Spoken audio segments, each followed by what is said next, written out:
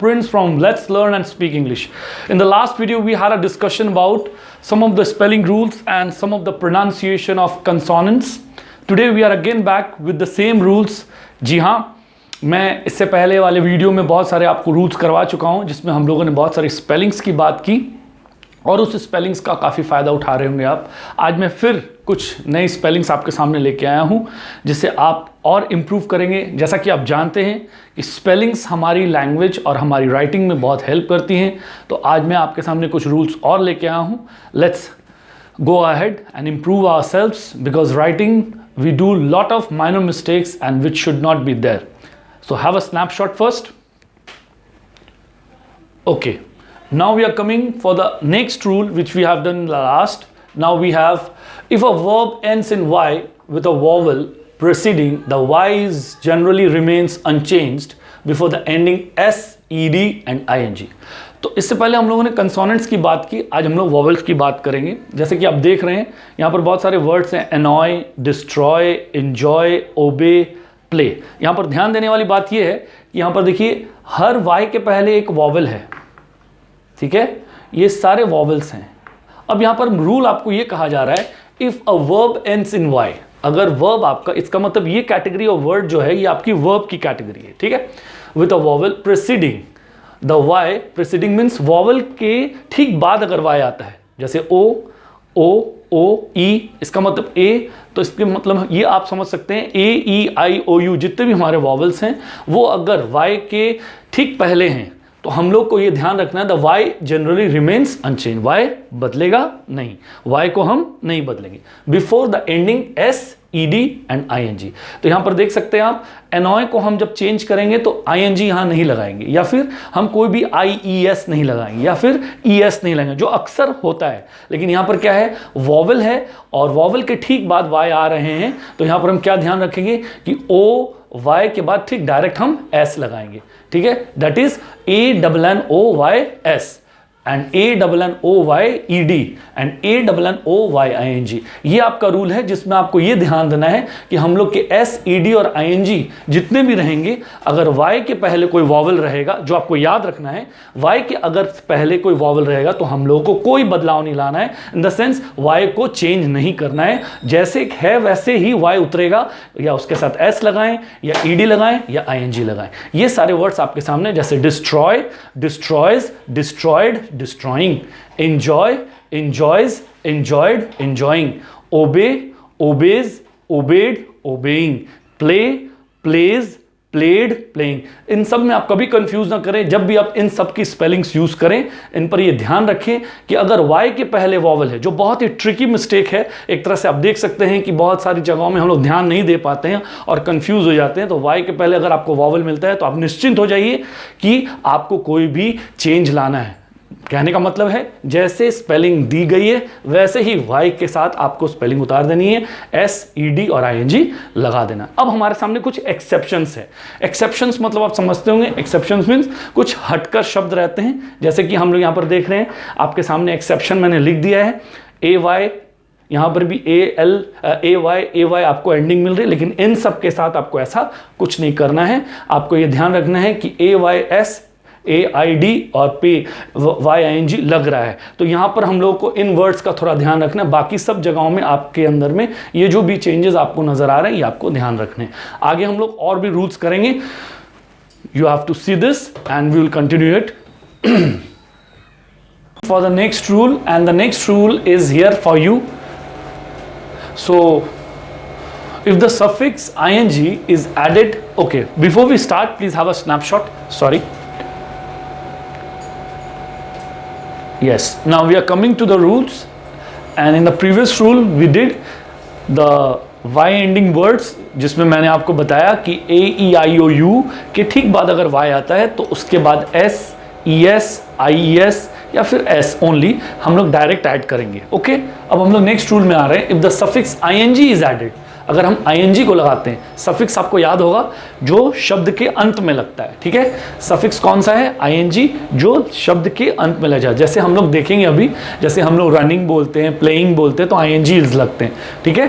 So if the suffix ing is added to verb in IE, that I becomes Y. ठीक है, हमारे word में अगर DIE, LIE, TIE लिखा हुआ है, ठीक है, तो हमारे एंडिंग वर्ड में क्या आ रहा है? IE आ रहा है। इन IE देखिए आ रहा है ना, IE। ओके, तो हम लोग यहां पर देखें दैट आई बिकम्स वाई। तो यहां पर IE हम लोग जैसे चेंज करेंगे, मैं पहले आपको दिखा दूं, एक ई को ओमिट करेंगे, ओमिट मीन्स हटा देना, so that I becomes Y and the E is omitted. Example देखते हैं, DIE, आई डाइज, डाई का डाइज हम लोग लिखते हैं, डाइड भी लिखते हैं, लेकिन जब डाइंग लिखेंगे तो क्या हो जाएगा? ये देखिए DYING हो जाएगा। हम लोग क्या किए, यहां पर टोटल चेंज ले आए। यही एक स्पेलिंग है जिस पर आपको बहुत ध्यान देना है, and this is going to be very very important. Okay, so die, dies, die, dying, that is died, dying. Again lie, lies, lied, lying. Tie, ties, tied, tying. So फिर मैं एक बार इसको रिपीट करवा दूं, ये चीज को ध्यान रखिए, यही चेंज आपको ध्यान रखना है। फिर से मैं बोल रहा हूं, if the suffix ING is added to verb, इसका मतलब ये सब वर्ब है, वर्ब इन IE, ठीक है, जो IE वाले वर्ड हैं वो वर्ब हमारे, दैट आई बिकम्स वाई। तो आई को हम किस में चेंज कर देंगे? वाई में चेंज कर देंगे। ठीक है, एंड ई इज ओमिटेड, सीधी सी बात है। तो आई जो होगा वो किस में चेंज हो जाएगा? वाई में चेंज होगा, और ई हट जाएगा। कब? जब ING को लगाएंगे। याद रखने वाली बात, जब ING को लगाएंगे तब ऐसा होगा। बाकी जगहों में आप देख सकते हैं डाई बिकम डाइज, एंड फिर डाइड बन गया, और वही फिर डाइंग बन गया। जैसे डाइंग में हम आ रहे हैं तो हम क्या कर रहे हैं, ये आई जो हमारी स्पेलिंग में है आई, वो वाई बन गया है, और ई को ओमिट कर दिया गया। ये देखिए, ओमिट मीन्स उसको हटा देना, right. So die, dies, died and dying. Lie, lies, lied and lying.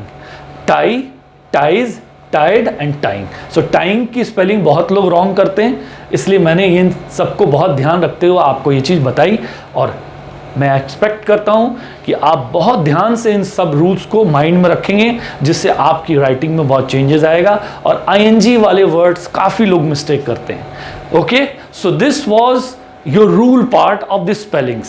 Now we are coming to the silent letter of consonants. Okay, इससे पहले हम लोगों ने कुछ साइलेंट लेटर्स किए, आज हम कुछ साइलेंट लेटर्स करेंगे आपके सामने। साइलेंट लेटर्स वो लेटर्स हैं जिनका वर्ड में यूज तो होता है, लेकिन उसका प्रोनाउंसिएशन हमारे मुंह से नहीं आएगा। क्या बोल रहा हूं मैं? जिनकी स्पेलिंग में उन लेटर्स का इस्तेमाल तो होगा, लेकिन प्रोनाउंसिएशन में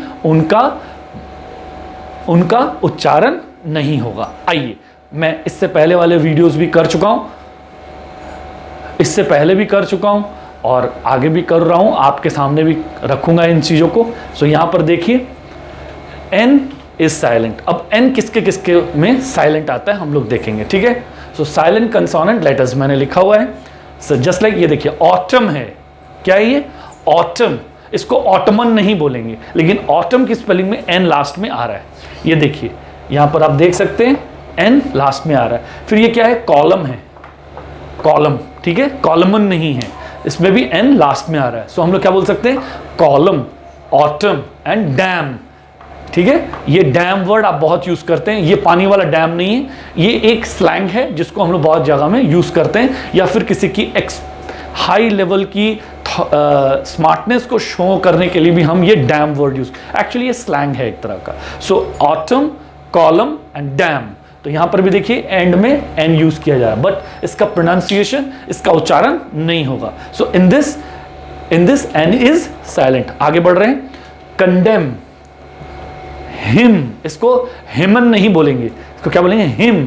एंड सोलम, सोलमन, सोलमन, हल्का एन आएगा इसमें, solemn, solemn. Okay, so autumn, column, damn, condemn, hymn, solemn. Next, अब हम लोग P अल्फाबेट पर आ रहे हैं। So P is very tough, और P के वर्ड्स बहुत आपको हेल्प करने वाले हैं।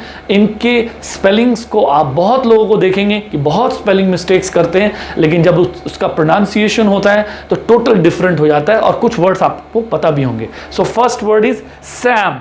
This is PSALM. This is not psalm, this is psalm. And again psychology, okay, pneumonia, camp, cop, receipt, cupboard, empty, pseudonym, psyche, psychiatric. Okay, so यहां पर सब जगह में आपको P नजर आ रहा है, लेकिन किसी भी जगह में आपको यह चीज का ध्यान रखना है कि P का साउंड नहीं आएगा, right? So this was one of the most critical alphabet, and these are the spellings which you very much do. I think a lot of times you do mistakes, very many mistakes are being done. So please keep these words and maintain the writing level when you write their spellings, because P words are very dangerous words for you. So keep it in mind, keep revising, keep subscribing, keep liking, and hope you're liking my classes and entertaining yourself with the knowledge part which I am sharing with you. All the best, stay safe, stay home. Thank you. Okay.